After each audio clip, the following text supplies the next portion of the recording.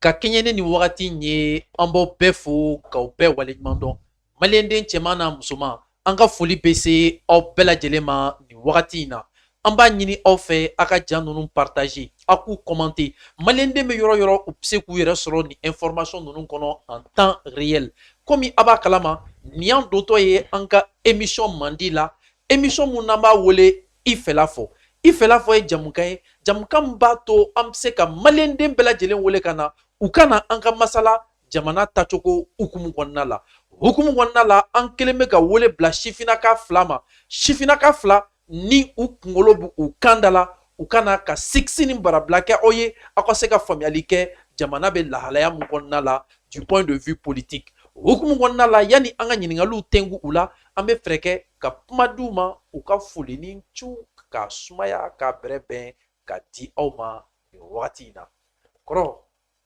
an b'i fo k'i waleɲuman dɔn. Sɛnbara an b'i fo ne tɔgɔ Abdulaye B Sise yɛrɛwolo mɔgɔ ye n ye donc yanni n ka don kuma kɔnɔ n bɛ an auditeur cɛman n'a musoman sɛgɛnbali ɲinanbaliw minnu b'an lamɛn jamana kɔ kɔnɔ fo ka taa jamana kɔ kan n b'u bɛɛ fɔ k'i yɛrɛ fo voilà n bɛ kuma bila yan. Merci. Le grand sage, l'autorité morale, l'homme compétent, l'homme doté d'une sagesse. Ok, donc sans plus tarder, on va dire il faut que foli ni bla en lamɛnbaga n'an lajɛbaga jɛkulu bɛɛ lajɛlen ma nin wagati in na. C'est un peu fou, mais n kɔrɔ ABC fo pour que an ka se ka émission in kɛ. M'an lamɛn jama bɛɛ lajɛlen fo Mali kɔnɔna na ni Mali kɔkan na mais étudiants bɛɛ lajɛlen fo plus précisément an ka commandant chef n'o ye Adama Ben Jara n'a bɛ fɔ a ma ko Ben le cerveau. Je vous remercie.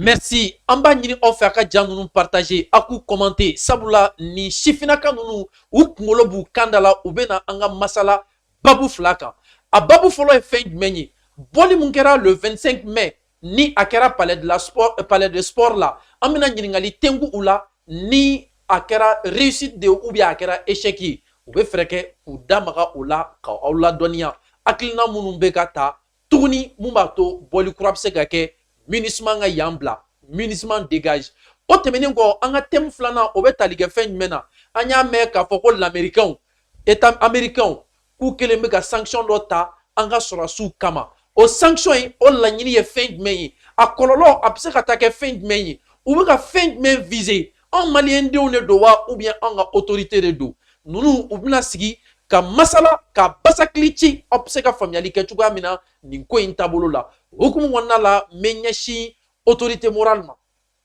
ka ɲininkali fɔlɔ min tɛngu i la dɔwɛrɛ tɛ an y'a ye k'a fɔ ko aw bɔra le 25 mai force révolutionnaire du changement changement pour quelle raison an bɛ se ka a bisigiya k'a fɔ ko aw ye bɔli min kɛ ko a kɛra échec ye wa. Sɛnbara an ye bɔli min kɛ an b'a fɔ nin kɛra réussite totale ye. Réussite totale ka da mun kan. Anw fɛ an tɛ bɔli kɛ k'a fɔ ko an bɛ bɔli kɛ ten an bɛ bɔli kɛ ka da kɔrɔ de kan an ka le 25 bɔli i y'a ye journée de l'Afrique de a kɛra sababu ye journée sommet africain farala ɲɔgɔn kan fo ka IA créer don min a créer an y'a bɔ ka bɛn o kan en même temps fana an ye logique kɔnɔ Mali kɔnɔ bi an bɛ logique dɔ de kan o ye pour que ka se ka Afrique bɛɛ fara ɲɔgɔn kan hakilina kelen l'unité de l'Afrique et ça commence à partir du Mali en même temps impérialisme minnu bɛ an ka jamana dugukolo nafolo an ka jamanadenw faga an bɛ se k'u bila ka taa hors de l'Afrique o jɔn n'i y'a ta France b'a la Occident en général mais b'i sɔnni sigi jumɛn kan ka France accusé tan France ka ko taabolo tɛmɛnen i n'a fɔ n'i y'a jateminɛ depuis lawale la France ye après l'indépendance avant l'indépendance France nana ka an mɔkɛw minɛ jɔnya na o kɔfɛ a nana ka indépendance biaisé dɔ d'a ma ka muru d'i ma ka kala minɛ ça veut dire o ye France ye mun kɛ on dirait ka indépendance d'i ma et soit i ka ressources minières o ka avantage b'a la en même temps fana i ka financement i ka wari an y'a ye k'a fɔ an ka wariw n'an ka fɛnw bɛ dilan France o kɔfɛ fana i b'a ye k'a fɔ hali an ka système éducatif a bɛ France de bolo n'i ye système santé ni fɛnw bɛɛ lajɛ France ka disposition o ye mun d'an ma Anglican kunna an bɛ ka baara kɛ n'o ye bi an bɛ hakilina mun ye bi an ka baara kɛ pour que an bɛ se ka k'an yɛrɛ ye o bɛ kɛ o tɛ kɛ yɔrɔ cogo si la i ka kalan niveau i ka gouvernance système de gouvernance ka k'i yɛrɛ ta ye i ka baara kɛ cogo ka k'i yɛrɛ ta ye bi an b'a fɔ an ka bɔli min kɛra le 25 boli an y'a kɛ MINUSMA kama parce que an y'a ye k'a fɔ an ye Faransi gɛn don tɛmɛnenw na Faransi ma taa mun na Faransi bɛɛ MINUSMA kɔnɔ Faransi ka n'i ye MINUSMA ta nomenclature ta Faransi de kɛn bɛ ka jɔkuru babaw i n'a fɔ ko système sécuritaire ni u ka système i b'a fɔ organisationnel Faransiyɛnw de kɛn bɛ k'a bɛɛ minɛ an y'a ye k'a fɔ n'an y'a ye k'a fɔ MINUSMA b'anw fɛ yan bi mun kama MINUSMA nana pour que kɛlɛ mun b'anw fɛ yan u ka se ka an ka armée sera ka kɛ yɔrɔ minnu récupérer u ka se ka to u jɔ la pour que ka se ka civil sécurité par contre an y'a ye k'a fɔ bi MINUSMA ta tɛ o ye an ye MINUSMA wele ka na an ka doni jigin mais a kɛra sababu ye a kɛn bɛ k'an doni turu an kunna fo dingɛ bɛ ɲini ka bɔ an kunna parce que n'i ye mɔgɔ wele k'a ka n'i ka doni jigin n'i y'a ye doni tɛ jigin i yɛrɛ tɛ i tɛ bouger n'i taatɔ don ɲɛfɛ k'a fɔ i bɛna doni jigin ale bɛ ka doni min i kun kan i bɛ solution jumɛn ɲini karisa i bolo b'a la n bɛ solution kɛ n yɛrɛ pour que joli ka joli donc bi an ka hakilina ye bi MINUSMA b'anw fɛ yan bi problème de don olu ka kɛ solution ye a kɛn bɛ problème de ye mun na parce que an y'a ye k'a fɔ attaque dɔw kɛra waati dɔ la an ka armée bɔra ka victoire dɔw kɛ parce que depuis Assimi ninnu nana an y'a ye k'a fɔ an ka armée monte en puissance an kɛlen ka victoire dɔw kɛ o victoire kɔnɔna na an y'a ye k'a fɔ par exemple an ye Mura la a fɔra ko Mura attaque mun kɛra armée ye succès kɛ mais a kɛra succès mun ye a ye Occident tɔɔrɔ mun na avec la France MINUSMA et autres la a y'u tɔɔrɔ mun na parce que u kun t'a bisigi k'a fɔ armée bɛ se ka équiper ka former ka se ka victoire kɛ k'a sɔrɔ olu sen t'a la bon an dun bi an bɛ hakilila mun na bi jamana in an ka se ka k'an yɛrɛ ye mun na sur le plan sécuritaire sur le plan économique sur le plan éducatif an bɛ fɛ bi ko in bɛɛ bɛ ka taa dɔɔni mun na an bɛ fɛ ka taa ten. Maintenant, parlant de ça, il y a quelle relation entre le départ de MINUSMA et l'évolution de la situation économique, l'évolution de la gouvernance et l'amélioration de l'éducation? Attends, il y en a n'i y'a ye k'a fɔ i bɛ wari ɲini i bɛ wari sɔrɔ a y'a sɔrɔ i bɛ balo la de n'i y'a mɛn i ɲɔgɔn feerekɛla tɛ i ɲɔgɔn kalankɛla tɛ sécurité de b'i ka jamana kan bi anw bɛ yɔrɔ jumɛn bi an ka objectif fɔlɔ bi jamana in ka sécurité jamana ka sécurité mun na armée ka se k'a ka baara kɛ a fɛrɛ ma mais ni armée ko k'a bɛ taa ɲɛfɛ MINUSMA b'a système avec des rapports avec des communiqués bidons a bɛ kɛ sababu ye armée i b'a sɔrɔ armée kun kɛn bɛ ka force ta an y'a ye ka waati tɛmɛna armée kun kɛn bɛ ka force ta u kun b'a la ka jadisiw bunte mais depuis rapport nun nana an y'a ye k'a fɔ dɔɔni b'olu ka baara la mais bi anw ka hakilina t'o ye bi anw bɛ fɛ bi Mali ka sécurité k'a daminɛ depuis Kayi fo Kidal k'a sɔrɔ mɔgɔ wɛrɛ ma t'i sen don an ka armée ka baara la donc an y'a ye k'a fɔ bi mɔgɔ min bɛ k'i sen don an ka armée ka baara la an ka armée ka baara freiner c'est la MINUSMA. Ok. Donc o de kasɔn jamanadenw bɔra c'est pas a ma bɔli in tɛ ko parce que a kɛra Bamakɔ dɔrɔn dɛ n bɛ a f'i ye k'a fɔ bɔli in kɛra Kayi a kɛra Keɲeba a kɛra Kulukoro a kɛra Segu a kɛra Sikaso a kɛra Mopti a kɛra Kucala a kɛra Buguni a kɛra Tombouctou a kɛra Gao donc an b'a ye k'a fɔ maliyɛn caman y'i yɛrɛ ye a baara in na o pour ne pas dire il y a des communes qui mɔgɔw bɔra yen cercle la mɔgɔw bɔra yen an b'a farala don nata la an b'a bisigi le 23 juin Mali bɛɛ bi bɔ yɔrɔ minnu b'u bɔ ka tɛmɛ olu bɛ bɔ ka fara nin kan pour que ka se ka MINUSMA ka tagali pacifiquement ka MINUSMA lata comme on dit on est dans la révolution intelligente an bɛ baara kɛ baara hakilina na. D'accord, an b'i fo k'i waleɲuman dɔn ABC okumu kɔnɔna la n bɛ ɲɛsin e ma nin bɔli mun kɛra est ce que an bɛ se k'a fɔ ko aw y'aw sago sɔrɔ wa? Nin bɔli min kɛla Sɛnpara n b'i fo nin bɔli min kɛla an bɛ se k'a fɔ an y'an sago sɔrɔ ka da mun kan? tant que ni taama ma ban bolo fini fana tɛ ban mais tout d'abord an bɛ se ka min fɔ fɔlɔ an bɛ peuple malien fo. Vous savez ce jour là à partir de 5 heures du matin jusqu'à 14 heures i y'a sɔrɔ Mali kɔnɔna na san kun bɛ fan bɛɛ. Tout à fait. Bon ye ko ye fɔ ko ban Sɛnpara hali n'i ka écran kɔfɛla lajɛ i b'a ye k'a fɔ ko jama min bɛ i yɛrɛ k'a lajɛ fɔlɔ nin ye parti fɔlɔ ye. Oui. N'i ye stade yɛrɛ kɔnɔna lajɛ stade yɛrɛ en tant que tel ça fait 10 000 places. 10 000 places. Awɔ stade kan ka bɛn palais de sport kan ka bɛn 10 000 places de ma. O la a don kama émission daminɛ ka fɛn bɛɛ b'a sɔrɔ les 10 000 places la a bɛɛ k'o occupé len don. Ça veut dire que le peuple malien est très très souverain. Au fond, oui, mais qu'est-ce que le peuple malien a dit? On dit sur le terrain de combat, la pluie n'empêche pas l'avancée d'un soldat. Le peuple malien, on dira. Oui. Et c'est un message très très fort. Le peuple malien, il dira à l'autorité au Laka. Ils sont prêts à tout pour la stabilité et la paix au Mali. Et pour le départ de la MINUSMA, ils sont entièrement d'accord. Oui. Alors, c'est pareil, il faut reconnaître que de 14h de 5h du matin jusqu'à 14h, il faut reconnaître que 100 est femmes bédéminées. Mali Konana, il y a une délégation même, ils étaient plus de à 100. Nous avons fait un moto keme. Olu kabala srala sans empêcher pour qu'on appelle à la mobilisation patriotique à nos réponses au Bali. kabala dunda kelen boda kelen et j'en profite cette occasion ka une autorité au faut hakili to kabala sraina. Là maintenant il faut reconnaître que c'est une journée symbolique. A journée mata kun fait journée ye journée en baba Modibo Keïta une journée la ñene ke depuis lawale pour que farafina bɛɛ ka se ka fara ɲɔgɔn kan. A don kama maa dɔw kun b'a faamuya mais maa caman fana kun bɛ minnu fana kun y'a faamuya ni o kun bɛ k'a fɔ ko au temps de Modibo Keïta le Mali est la mamelle même du panafricanisme. C'est-à-dire que le Mali est le noyau central du panafricanisme. Effectivement, l'histoire se répète. On dit dans la vie, souvent, l'histoire se répète. Aux répétitions, alors, il faut reconnaître qu'il y a les panafricains qui sont quittés des différents pays qui étaient présents. Journée encore de l'Union africaine, la commémoration de l'Union africaine. Et dans cette lancée, il y a eu fort de changement et lancé, la plupart des pays africains ils étaient présents pour lancer leur appel pour que le peuple africain fait. Pas seulement le peuple malien, mais le peuple africain fait. Mais Morobat même Kenaga. Moroba Minugumbe, ni ya tanga autorité kunda, tu vas trouver Gabouakar Sidi Fomba Kumbe. Anga batanti dobe, ni Djembeba Torofo, ni Djembeba do, no Aminetai. No, etanti. Voilà. Alter mondialiste. Ah, Beba don, Djembeba don. Au Rega Kenegan déjà, tu as déjà gagné le combat. À tête de Manamanakola Kabini Be, non, ma fille dron, et de la Raye Kenan Manékan. Dans l'histoire ne m'a yé Mali konnana ko kenekan ko amna ta déplacer la ko kata discours kala ne m'a yé follow moi comme personne ne m'a yé association condamné m'a. Et ça montre que l'éveil de conscience est déjà assuré. Ou là olu nyona mo ka cha te ban. Même ni Kader la Abdul Kader la il fait son combat en tant que tel mais c'est quelqu'un qui est très très bien. Olu be ko me kenekan. Mais il y a eu debout sur les remparts chez nous ça. Un certain Cyril qui a été domana ke kenamiko kuma baneu. Un certain Honora Moussa Diaramana ke kenamiko kuma baneu. La Amara Pachilo mana ke kenamiko kuma baneu. Angana ta commandant chef la ben le cerveau qu'on est par la folie de en tant que tel. C'est pour dire seulement ce 25 mai ça a été une réussite totale.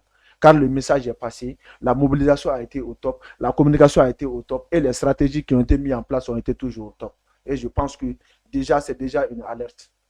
Le carton rouge, le symbole du 25 mai, il faut reconnaître que c'est un symbole qui a été instauré maintenant par le mouvement Héréolo debout sur les remparts, qui veut dire que la journée du 25 mai est la journée de l'Union africaine et la journée du départ de l'aménagement à partir du Mali. D'où le symbole a été le carton rouge. Et en matière de football, lorsqu'on te donne un carton rouge, ça veut dire que tu dois laisser le terrain. Et c'est à partir de cet instant, on a lancé un message à l'aménagement qui doit quitter le Mali. Mais, à conséquence que la fin du ministère, ça a une polybanque. Est-ce que le ministère a senti qu'il y a tout le monde? L'aménagement a été en réalité dans un terreur. Terreur Minkumbo, à la circulation, ils ont très limité la circulation. Même la communication, à chaque instant, il y a un ministère qui communiquer. Parce qu'ils ont montré qu'il y a une fin déroutée, qu'il y a un frère menacé, un frère qui a mobile gêné, un frère qui a fait un bec. Comment tu as mis une fois?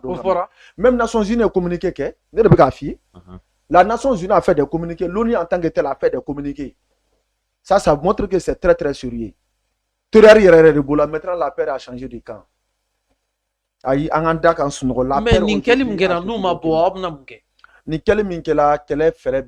nous sommes dans la révolution très très intelligente. On sonne à gauche et l'on frappe à droite, mais dans une situation de roman entre guillemets. Mais est-ce que tu n'as pas dit Michi Minganga Farasine Soma, Machimanga Ningal Kokonona Fenabna Kambenyana, Alaka le 23 juin Irana. D'accord, Ambi Foki Walimando, ni Fessel la Malien Dounie, Ambani offert Akadjan nous partager, à coup commenter, Malien de Meilleur ou Sekabo, ni information de nous Kalama en temps réel. Autorité morale. Mena Ningalim Tinguila. Nyame ka foku akilina woro baola ka boli baworo ke ou boli bawore ou envisager le pour quelle date au boli bain en kemeka bla le 23 juin le 23 juin ah o ke boli mu o ke boli labandi boli laba en chronogramme na et révolution intelligente en memuna et ala sona o ke boli mu o ke boli labandi ministre contrôle ateke boli mu teke tuku mali kono avec oui parce que bi il y a ka fo avec nga bo avec nga révolution intelligente ante fait ka ta ndara bena fo dia ante fait ka ta nyoko sama na avec les autorités ante fait ka ta nyoko sama na avec parce que andonu no révolution mi ambe bo amanga fela fo amanga kila fo jeba me mali ba me wa bara beke wa be ami résultat kasoro tieni ma do kasoro tieni fo masoro nous on a l'habitude de le faire wa c'est même scénario avec bol lama ya ya fi chukumi wa avec bol lama wa kasteke en sagoni ala sona ba soro donc le 23 juin ambe bo ka da Tour d'Afrique ni ministre jalaba be baro fen kele mu donc nan tlam ta fuli bla ministre bola kanga jamana to yin ni mo tsi ku ga minan la ba an rabi to ba la bo ambo bla are polo comme are polo o mana kɛra jagoya ay jagoya do an tare an jamana yo jagoya bin an jamana do mais aw bɛ kariya ko kɛ an ga jamana te wa so shiru mais sariya bɛ jamana in kɔnɔ dɛ ko na ni fe ni iye mo wele kana karsa nan de nga barala no nana o ga ba o de metolo no kiri bulu problème i ba ke chukudi ne kɔnɔ aw bɛ kuma de ka sigi ka fɔ si ga fo bi temeni ga wati salo antara fengena municipal oni sezika gouvernement e revendication e fengena si mata bala o ya ke chukumu ga do municipal nati ka mais est ce que ni aw taara ka b'u labɔ k'u pousser ka report sira yir'u la directement o na ni problème ya ka autorité ma en tant que ina fɔ ko mɔgɔ b'a mɛn fama kɛ mais ni ala sɔnna ma bɛ kɛ parce que dɔw ko ko Mali gongoro bɛ sɔn ka ban c'est le terrain qui commande a do a gogoro e bɛ ka taa gogoro daba ye fila de o municipal la daba ye fila de e b'o daw bɛɛ dɔn sisan a ka cɛ maa bi wa ka jamana ka san joli san tan ni kɔ daden ye joli daden tɛ tɛmɛ dɔ bɛ kɔfɛ dɔ bɛ yan fɛ a dɔrɔn a banna a municipal da bɛɛ dɔnnen don an tɛ taa mun fɛ ka na on est venu on est des Maliens on veut que vous quittez chez nous a bɛ kɛ cogo di an bɛ fɛ an ka taa in sɔgɔ dan in an ka taa de a ka b'an ka jamana kan an b'a sɔgɔ ni mun tora kɔnɔ o kɔni o kɛra Malien indemnitaire ye sinon municipal ko tɛ yan tugun d'accord le 23 ni MINUSMA ma wuli i hakilina ye fɛn jumɛn ka da nin da kan voilà parce que ne ɲɛ bɛ ko in tatɔ la cogoya min na ɲɛmaaw de b'anw na o ɲɛmaaw de y'u ta ka na ni mankanba in bɛɛ bɛ ka ci ɲɛmaaw tɛ ka réagir a bɛ mun ko fɔ a bɛ min ko fɔ dɔrɔn ça montre que nous sommes sur la même lancée non o tɛ se ka kɛ sa o de ye kuma tiɲɛ nous sommes sur la même lancée cogo di tan kuma man gɛlɛn mɔgɔw de nana n'u ye regarde seulement awa n y'a faamuya kuma ye min ye dɔrɔn an bɛ taabolo min na sira ye sira kelen dɔrɔn de ye quoi vous savez très bien que autorités filɛ nin ye ils sont très n ko man dege ni autorité ni ɲɔgɔn na ye quoi c'est à dire que ils voient o bɛ dynamique o b'a bɛɛ kalama vous savez très bien que fɛn fɛn bɛ kɛ Mali kɔnɔ o b'a bɛɛ kalama ils sont au courant de tout et ils sont parfaits avec le tout. Bon, maintenant, comment est mis? Moi, je fais que blamina. C'est-à-dire que moi, je ne comprends pas. Les Maliens, ce que vous voulez que moi, c'est les autorités de la faute, ils sont très, très intelligents, quoi. Nous sommes dans la révolution intelligente. Et pour pouvoir atteindre un objectif dans la révolution intelligente, il faut être intelligent. C'est pour cela qu'ils préfèrent le silence. Donc, l'intelligence tenait là, quoi. Ils préfèrent les actes que les propos. Donc, intelligence tenait là, quoi. Non, docteur, c'est pas un mot fort. Non, mot fort. Mais il m'a dit, là, quoi. Sinon, il va question poser, mais il va côté, il va poser, mais Mauro de Kakuma, on met Chama, quoi. Parce qu'ils rêvent, quoi. Ils dorment. Ils ne croient pas à ces combats, quoi. Ils ne croient pas à la libération de l'Afrique. C'est ça le problème, quoi. Il y a beaucoup de Maliens en tant que tels qui ne croient pas aujourd'hui à cette révolution, qui ne croient pas à cette liberté totale de l'Afrique. Ce n'est pas la liberté des Mali que nous sommes en train de faire ce combat, c'est pour la liberté de l'Afrique. Certains dorment, ne croyaient pas. Parce que le moment que la transition d'Assimi venait pour la rectification, on avait dit qu'on n'allait pas tenir les 1 mois. On avait dit qu'on n'allait pas tenir les 2 mois.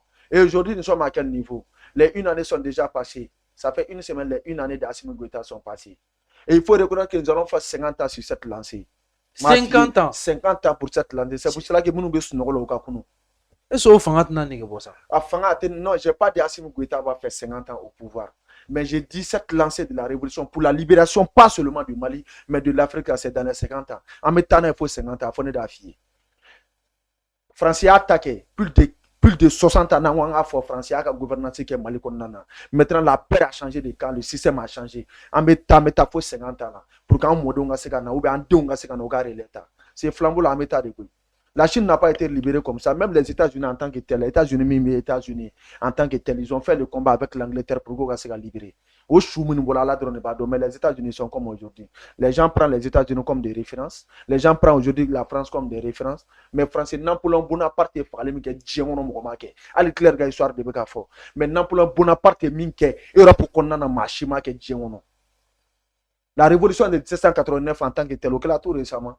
Parler minke la drone ba do ma fait comme son idéalisme révolution idéalisme au moda ko kunchi.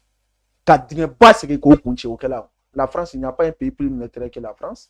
Et la sauvegarde de ces pays militaires là, c'est les États-Unis en tant que tel.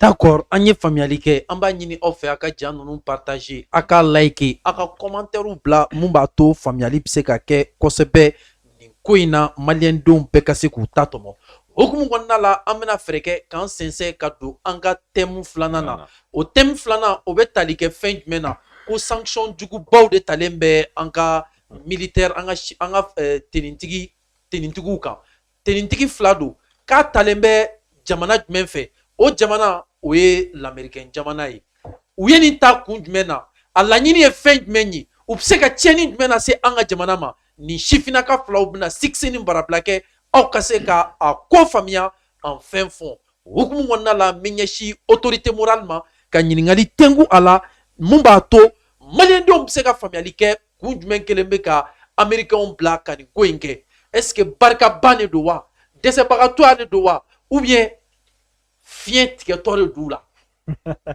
ko b'i bolo. N'i ko cɛ muso bɛ yen Mali kɔnɔ yan bɛɛ b'a dɔn k'a fɔ Amérique muso ye jɔn ye Faransi. O kana se k'o la dɛ ni Amérique bɛ yɔrɔ min dɔrɔn Faransi bɛ yen ni Faransi bɛ yɔrɔ min Amérique bɛ yen parce que ils ont des intérêts liés ba intérêts liés don ɲɔgɔn na de u bɛ jɛ ka diɲɛ ci an y'a ye k'a fɔ Libi ci cogo min u nana ɲɔgɔn fɛ en Occident ka Libi ci u taara Syrie u taara cogo di u taara Irak u taara cogo di ils parlent ensemble. Donc e fɛ olu de bɛ ka Faransi bila ka na ni bingani wale ninnu. Bɛɛ fa kelen ba kelen denw de ce sont des gens u ka intérêts liés u ka intérêts liés don cogo min comme on dit Tikendia avait dit dans son chanson si tu me laisses la Tchétchénie je te laisse l'Arménie ainsi de suite u bɛ jamanaw de tila u ni ɲɔgɔn cɛ. I ko gâteau. I ko gâteau u bɛ jamana intérêts de tila u ni ɲɔgɔn cɛ ni e maa mɔgɔ kɛ e tɛ sɔn u bɛ sanctions ni diɲɛ fɛn bɛɛ ta an y'a ye k'a kiba b'a fait des années sous l'embargo des États-Unis. Mais kuma b'a la foyi ma b'a la an ye Palestine Israël ta kɛ don o don Palestiniens fagatɔ don Israël nɔfɛ kuma tɛ k'a la o mais ni Ala kun ye jamana wɛrɛ ci de gauche an ka kɛ Ala kun ka Chine kɛ k'ale bɛ taga bin Palestine kan diɲɛ bɛɛ b'a dɔn mais bi a y'a ye k'a fɔ Américains y'a ye ko Faransi dɛsɛra sur le plan diplomatique contre le Mali sur le plan militaire contre le Mali même sur le plan social contre le Mali mais bi sisan jɔn bɛ yɛrɛ ka Faransi pa o jɔn ye Amérique sanction ma daminɛ bi an y'a ye k'a fɔ sanction waati Union européenne kun ye sanction kɛ mais a sanction ma taa yɔrɔ ci u ye maa 7 sanction na Mali kɔnɔ yan il y avait Choguel dedans il y avait quelques leaders de ces pays dont notre camarade Ben le Cerveau u y'o sanctionné yan nɔ k'u tɛ se ka taa jamana yɔrɔ dɔ la mais an y'a ye k'a fɔ u ye ninnu ka sanction an bɛ sapo k'u ye yan an ka sɔrɔsiba filaw minnu ye kɛra sababu ye armée ka monter en puissance minnu kɛra sababu ye armée ka victoire bɔ kɛ jusqu'à ce que Moura ou victoire ba kɛ Moura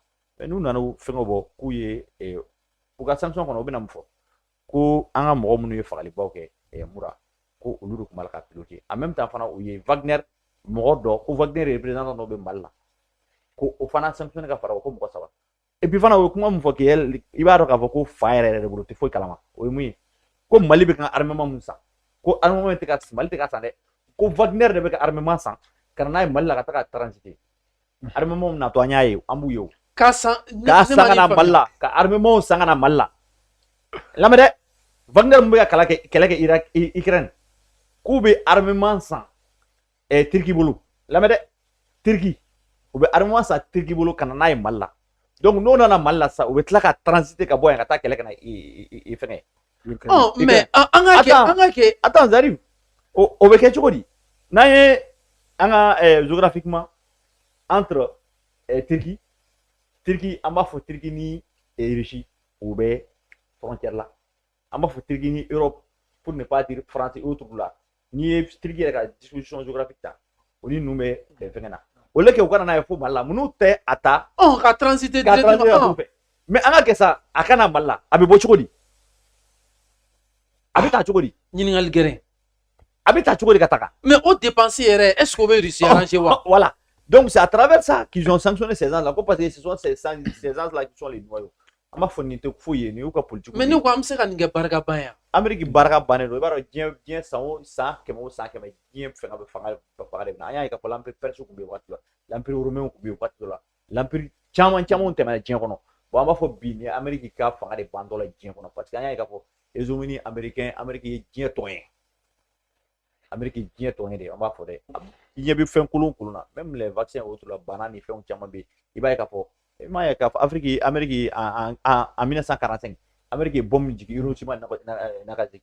N'a sɔrɔ jamana o jamana kun y'a jɔ fo diɲɛ ka wuli o tɛ bɔ o kɛlɛ la mais Amérique y'a kɛ foyi ma bɔ a la munna ka mɔgɔw faga ka mɔgɔw torturer cogo dɔ la diɲɛ kɔnɔ n b'a fɔ bi dɔrɔn an y'a k'a fɔ américains bi yɔrɔ min dɛsɛra de maintenant qu'est-ce qu'ils vont faire u bɛ fɛ ka sisan ka Mali attaquer u b'a attaquer cogo di u bɛ fɛ k'u sen don Mali ko kɛlɛ la parce que France dɛsɛra u b'a kɛ cogo di avec les sanctions qui n'aboutissent à rien n b'a fɔ an b'o logique de kɔnɔ bi o Amérique fanga de banna parce que an y'a k'a fɔ diɲɛ kɔnɔ Amérique yɛrɛ ka fanga kun ye dollar américain an y'a ka diɲɛ kɔnɔ jamanaw bɛ kan k'u baw la déjà sur le plan économique an b'a fɔ o ye koba de ye mun bɛ se k'a jira k'a fɔ Amérique ka ko a bɛ ka ban donc mun bɛ ne bolo k'a fɔ nin yɔrɔ la dɔrɔn an b'a fɔ américains maintenant il ne sait pas quoi faire u t'a dɔn u bɛ mun kɛ c'est ce qui les pousse à faire ces conneries voilà merci. D'accord an ye faamuyali kɛ nin ko in na an bɛna ɲininkali min tɛngun an ka invité filanan na o bɛ tali kɛ nin ko in na halisa ne ko Temini. Oui. Est-ce que tiɲɛni yɛrɛ la ni maa minnu filɛ ka nin sanction jugu ta an ka militaire fila kama est-ce que a laɲini ye k'olu fila dɔrɔn de sanctionner? Très bien. Est-ce que a kɔfɛ u tɛna maa wɛrɛw viser? Est-ce que a kɔfɛ u tɛna se an ka politiciens ma? Kuma tɛ président de la République ma don n'a nata. Ok. C'est pas de façon géostratégique, ne hakili an bɛ nin kuma la a mɛnna quoi. Mais Maliens bɛna a faamuya jusqu'à présent. Vous savez que les forces de changement ont une vision très très élevée, wallahi, ne bɛ k'a f'i ye. Vous savez nin ko an ye nin fɔ a mɛnna quoi. Hali bi États-Unis bɛ ka donda de ɲini France ka sous couvert la quoi. Pour que ka se ka don ni mɔgɔ fila ni cɛba fila nin de bɛ ka bɛlɛn mɔgɔ wɛrɛ tɛ ka bɛlɛn fɔlɔ ni cɛba fila ninnu Assimi Goïta Sadio Camara olu de bɛ ka viser fɔlɔ. Bon maintenant u bɛ mun kɛ sisan n'o ni cɛ fila ninnu minnu bɛ ka opération kɛ au niveau de Moura u bɛ ni cɛ fila nin démoraliser parce que troupe de b'o olu bolo y compris de façon militaire kelen ye parachute de ye quoi. N t'a dɔn ne y'a faamu ale bɛ bere rouge de don c'était Mamour de don. Oui. Est-ce que an bɛ ka ɲɔgɔn faamu? C'est pouvoir les atteindre la colonne vertébrale o la n'olu gosi sisan u bɛ mun de kɛ olu ka mɔgɔw a bɛ olu bila fana ka douter yala olu kan ka mun de kɛ sisan parce que sanction tala k'olu sɛgɛrɛ yala fɛn wɛrɛ kɔlɔlɔ jumɛn de bɛna bɔ a ko la c'est pour les pousser en réalité à aller vers les Assimi là. Est-ce que an bɛ ka ɲɔgɔn faamu? Oui, je comprends. C'est pour les pousser à aller vers les Assimi pour que k'o bila ka zinzani don o ni Assimi ni ɲɔgɔn cɛ y compris le CNT y compris en réalité le gouvernement y compris même la gestion même des Assimi pour que ka trouble don o ni ɲɔgɔn cɛ parce que ni ninnu gosila sisan o idéalisme bɛ taa mun na pour que nous ka se ka fɛrɛ minɛ hali terrain sanfɛ c'est pour démoraliser les troupes sur le terrain mais il faut reconnaître que je le dis et je le redis jusqu'à présent le moral est toujours au beau fixe wallahi même actuellement mi yɔrɔ min na 100 le moral est au beau fixe et pour ton information au kelen k'o ka fɛn kɛ et TV5 yɛrɛ y'a kuma fɔ ils disent que Abdoulaye Maïga est sorti de son silence tu vois tellement qu'o sigilen don ka ko kɔnɔ que le ministre de l'administration territoriale le chef de le ministre d'État vient de sortir de son silence. Ça veut dire quoi? Ça veut dire que tellement au sigilen don n'a ye k'a fɔ ko dɔ bɛ kɛ sur a bɔla a y'a ka communiqué kɛ. Ni communiqué in kɔnɔna bɛɛ lajɛlen ta k'a lajɛ c'est à partir de là-bas nous-mêmes an yɛrɛ en tant que tel nous on savait pas que ja États-Unis an ka avion dɔ bloqué. Les États-Unis min or que créanciers là les ambassadeurs san o san ambassadeurs de bɛ taa fɛn dɔ di président de la République ma ko an bɛ na an b'an ka danaya kurakura i fan fɛ an bɛ na an b'an ka badenya kurakura an b'an ka siniya kurakura jɛɲɔgɔnya min b'an ni ɲɔgɔn cɛ an b'a kurakuraya an ni e ni ɲɔgɔn cɛ an ka jamana ni aw ka jamana les États-Unis ont été les premiers cette année. Les États-Unis ont été le premier, l'ambassadeur qui a été reçu par Assimi Goïta, c'est auquel on a ambassadeur dit. Ambassadeur Tcheman Tala, Moussou il était représenté l'Ike, Ouattara Kaidi Assimi Ma, Ambe Dane Assinzi, Ambe Fembe Sizi, on y nyonche, on a Jamana on nyonche. Mais vous savez que aux États-Unis, quel est un avion bloqué, quoi, avion Tsegana Malila. Vous imaginez, ou là, Duna Kadan quoi. C'est pas un mec les des fois quoi. Duna Kadan mais ante durant zéro ninja jatiki fakajira mon côté ou là wallahi ala. Ne rebeka fier. Ou là comme qu'on en a même une fois États-Unis mo quoi. Qui se ressaisissent quoi. Ala le diable de fou quoi. Qui se ressaisit. Il se ressaisit au faire dossier minta ou ko yere mina dossier là quoi. À dossier aucun autre terrain sans faire sinon ils sont déterminés à jamais quoi. Bon pour ton information, am yoro mina 100 am kuma mina 100. Actuellement Sadio Camara est Iran. Ah, Sadio Camara il est parti en Iran. o laɲini ye fɛn pour jumɛn la coopération militaire. Le président de l'Iran a dit à titre un mois, il dit si le Mali parvient à prendre la constance dans 2 ans, lui il va venir construire au Mali, aller construire au Mali là. Et le flambeau de la révolution pour la fin de l'impérialisme, c'est à partir de Mali avec elle. Le président iranien a aucun défaut. Révélation fiébi. C'est pour te dire que ici, on y kokuma mi mega fié, on y ambachi. Si le Mali reste sur cette lancée, nous restons sur cette lancée, on y ambachi, ne de fié. Un nouveau ordre mondial, un nouvel ordre mondial. Si la lancé à Benale. Tinga chebi ki dafa muku jalana re. Mega kuma fié, mega ta. Kuma mina SDN chiliko kuma biga form ko kuma dala. On y mana. Mon unité ni internet sur cette tout est fermé, toute organisation, même la vie même est fermée. Ou là on est chilé à kana balmola quoi. Amega ta voix minka. Tant que la liberté des Africains ne sont pas assurées, ne devez pas fier oni. Je te donne dans 10 ans oni en bachi. Et alors mettre la phase minka comme able job yere wuleli ke kapan ambassadrice tala kata kuma ne able job a ko tiens la oluka autorité de afode. Oluka gouvernement de Afo, porte-parole du gouvernement des États-Unis de Afo aux États-Unis. Ko tiens la ko armement mi mega san, ko ABC a kuma fo. Armement bega to Mali de fait. Ko ga sorokata au niveau de l'Ukraine. Ola me faka mi ira ola folo. Amanga kramgo bo fu yambi. Wallahi do bega jabi quoi. On dit que avec le temps les vrais visages là on va reconnaître tout un chacun. Wakati de beka di on manga mugo wuloma jone anga mai jone tanga mai. Il va souvent dans la vie il y a un moment donné il n'y a pas fié quoi il t'a donné mami ga mugo mami diga mo. Et on reconnaît les vrais amis comment on a mes difficultés qu'on en a blanc et au fond quoi. Et alors nous aujourd'hui on parvient à reconnaître qui est qui à travers notre difficulté aujourd'hui à Méromina. Sur nos sanctions bi malikan depuis Bito. Ils veulent plus sanctionner, ils veulent assifier. Ou bien il faut qu'on assifier. Ka assifier quoi, c'est-à-dire que qui ñenama mine qui faka qui banque ou bi fako de quoi. On veut que malon joli de mino, bi faka malon joli de banque mais ils savent pas l'histoire. Qui connaît l'histoire du Mali wallahi ti kulanga Mali la ne de ka fier quoi. Et l'avenir de l'Afrique là ça dépend du Mali ne de ka kuma fier. Ou là à travers c'est la même message là c'est albianga autorité moi. Au ko jolento le peuple est derrière et wallahi faut tout sur hereni badien qu'on a ngata quoi. L'ambassadrice a comment faire vraiment ils n'ont pas la preuve comment la mere ils disent qu'ils n'ont pas la preuve réelle qu'on a fait armement il beka bon Mali fait quoi quand même à fois quoi avec à tout au gouvernement faut mais ils n'ont pas la preuve réelle qu'a fait armement beka bon et tandis que le beka Wagner comment faut on nous beka mine faut on est état russe de coopération on est Wagner de coopération nous sommes en collaboration nous sommes en réalité un état de droit nous sommes en collaboration avec l'état russe mais nous ne sommes pas en collaboration avec Wagner. D'accord. Mais si je le redis, si la libération, ou bien si la libération doit partir du partenariat, y compris de l'État russe, y compris en réalité de Wagner, y compris de quoi que ce soit là, nous on est partisans de ces partenaires, les partenaires qui parviennent en réalité nous asphyxier, les partenaires qui nous empêchent en réalité d'évoluer, les partenaires qui partent sur l'idéalisme même de la division du Mali, nous on préfère l'autre. Ah bon. Ordre mondial droit. D'accord. An bɛ a ɲini aw fɛ a ka ja ninnu partager a ka ja ninnu commenter nin y'an sɛnsɛtɔ ye ka se nin émission in kuncɛyɔrɔ la an bɛ fɛrɛ kɛ ka kuma di an ka invité ma kumakan laban min b'u bolo k'a lase an lamɛnbaga ni an lajɛbaga jɛkulu bɛɛ lajɛlen ma nin wagati in na an bɛ fɛrɛ kɛ ka kuma k'a di u ma kura ye mun b'a to u bɛ se ka hakilina labanw k'o di aw ma bi wulada in na a ka se ka faamuyali kɛ kosɛbɛ jamana taabolo la o kuma na n bɛna bɔlɔn pase autorité moralement du mouvement yɛrɛ bolo.